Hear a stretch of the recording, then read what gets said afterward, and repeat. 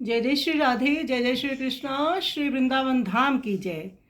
पायो बड़े भाग्यन सो आसरो किशोरी जू को। श्री हठी जी का ये पद है। श्री हठी जी अपने भाग्य की सराहना करते हुए कहते हैं कि हे मेरे मन, ये अत्यंत सौभाग्य की बात है कि तुमने श्री किशोरी जी की शरण ली। तो अब उस प्रतिज्ञा पर खरा उतरो और उस समर्पण के मूल्यों को गहराई से समझो। हमेशा एक चकोर पक्षी की तरह श्री किशोरी जू के चांद से चेहरे पर टकटकी लगाए रहो और इसके सिवा कोई भी इच्छा ना करना। केवल श्री जी की रूप माधुरी का ही पान करो।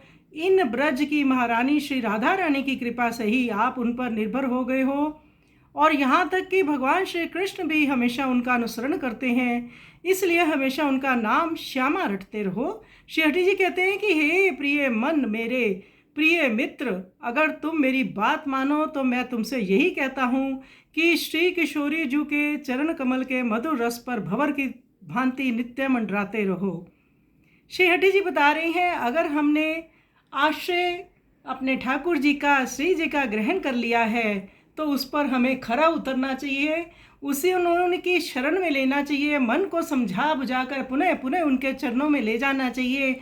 यही रीति संत बताते हैं कि मन चंचल है परंतु उसको वश करना चाहिए। उसको ये हठी जी मित्र कह रहे हैं कि मान जो, श्री जी के चरणों में लिपट जाओ। तो आइए सुंदर पद का हम श्रवण करें।